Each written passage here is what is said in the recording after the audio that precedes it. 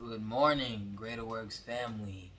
It is Jahi Winston. I am so happy and blessed to be here before you today virtually, but nonetheless, we are still together in spirit. And I first want to give honor to God, who's the head of my life, of course, and honor to Pastor Daryl Winston and First Lady Joaquina Winston for having me here to share a word with you all. Um, I will be reading from 1 Peter 2 and 9. And so if you have your Bibles with you from wherever you are, please read along with me. But you are a chosen people, a royal priesthood, a holy nation, God's special possession, that you may declare the praises of him who called you out of darkness into his wonderful light. The title of today's message, if I were to give it a title, would be The Answer Is Me.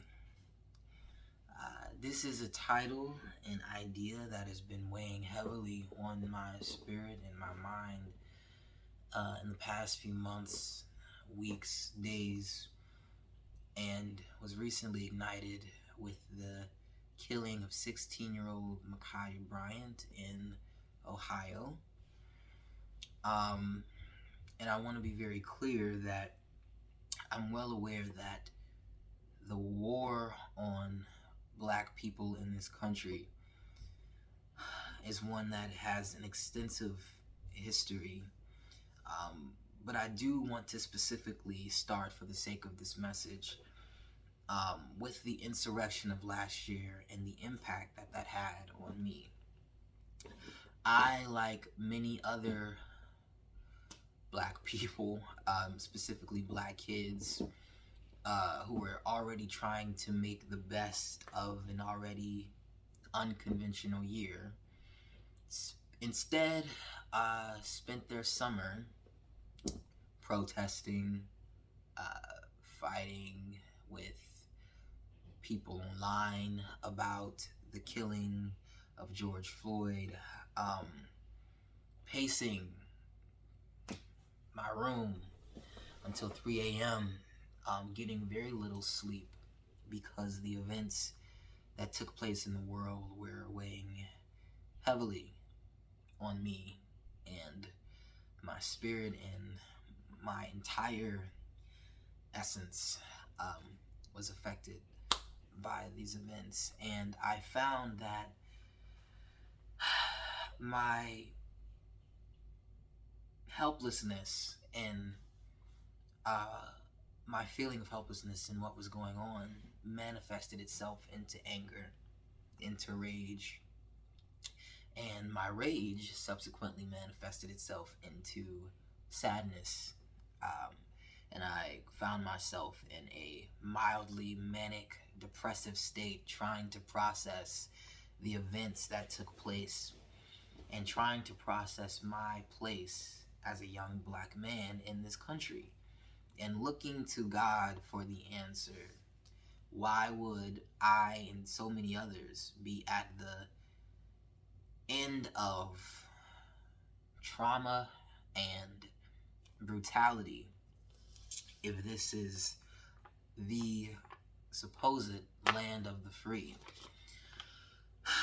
I was looking for external solutions, protesting, starting an organization, trying my best to organize. And in the midst of my mania, in the midst of my weariness, I believe that God showed me that we are the answer.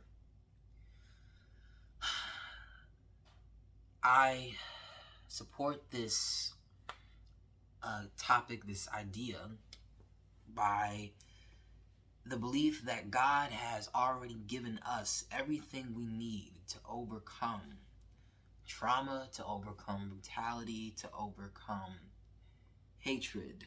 And he has already given us the tools to walk in our power and in our victory. And now,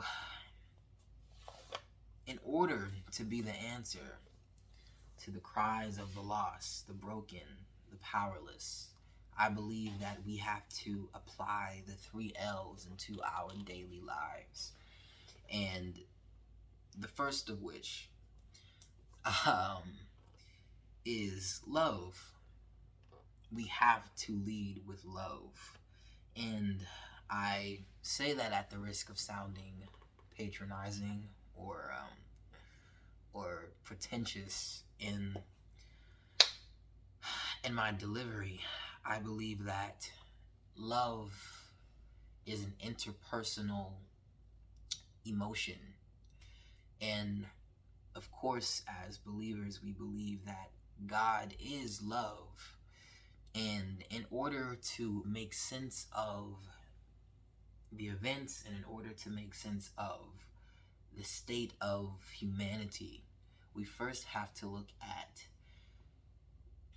and we first have to ask the question, when did we lose sight of love? When did we lose sight of who we are as God's chosen people?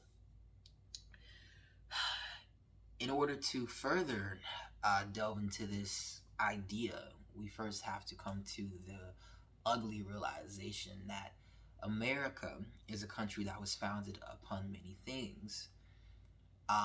Love, truthfully, was not one of them, and it is still not one of them, and that has very little, if nothing, to do with God that America says is at the center of its beliefs and the wholesome views. It has everything to do with the misleading concept of freedom and liberation in this country.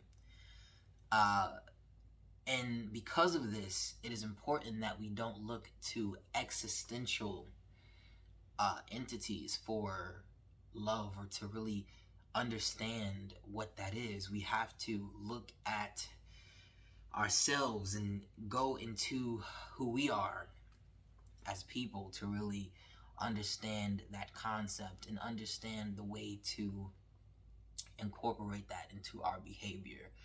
And we, of course, as believers, know that by leading with love, we are inevitably leading with God, and we are leading with the principles of God. And I truly believe that with this in mind, with this at the center of our intentions, of our motives, that interpersonal change, if nothing else, will be substantial, and hopefully that change inside of us will manifest in the world. But until then, we have to look at the second L, and that is to live in light. I often say to myself, because I have to process things by first talking and really having conversations with myself, that whenever something traumatic happens within our community, a innocent or not even innocent, because innocence isn't the point, any black person who is senselessly killed at the hands of white supremacy, I always feel the innate need to say something, to speak.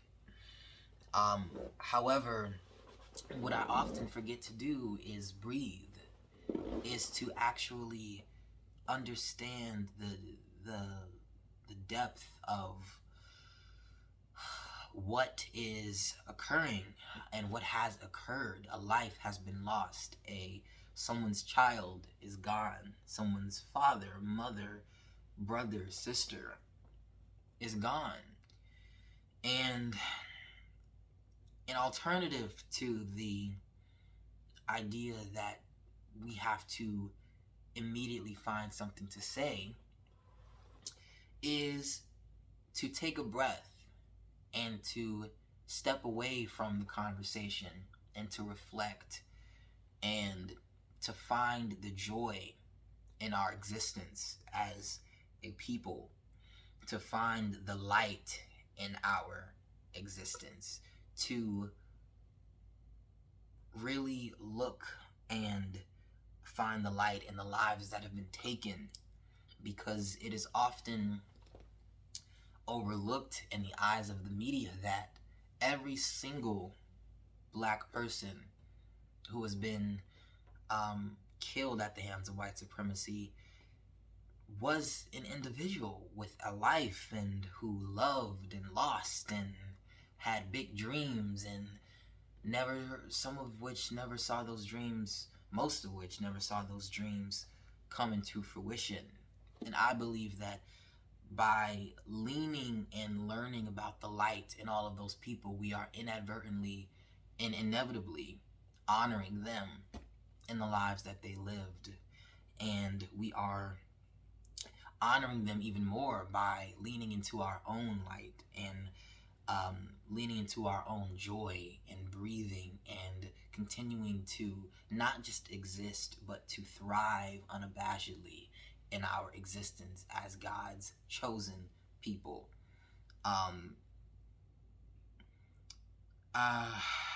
This moves me to the final L, which is look to the Lord. In these uncertain and unconventional times, it is important that we look to the source of our strength, look to the source of love, of light, of all that is well in the universe, that being God, that being the Lord. It is important that we continue to seek Him and to ask Him for answers and to be inquisitive, even in times as uncertain and as traumatic as the ones that we are living in right now. It is immensely important that we continue to look to God and look to the Lord for all of our answers. And some of them may not come immediately. Some of them may not come right away. But even if in our own lifetime, God doesn't shift the molecular structure of humanity, we do know by faith and by spiritual intelligence that it will eventually come to pass, that there will be a day when all of God's people will be able to thrive and to live without the fear of being executed senselessly. And if I am to be even more candid, I truly believe that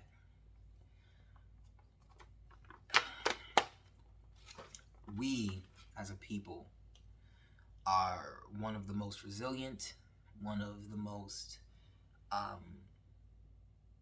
strongest and the most beautiful people on the planet. And it is important for us to realize that first, and to love ourselves and to continue to love on each other and continue to uplift each other in these unconventional, uncertain, and traumatic times. And I will leave with this. I believe that God is continuing to uplift us, and God is continuing to help us and nurture us in our fight for liberation and our fight for justice. And hopefully that justice and that liberation will be substantial. Until then, I hope we can all implement the 3 L's and we can continue to implement the idea that we are the answer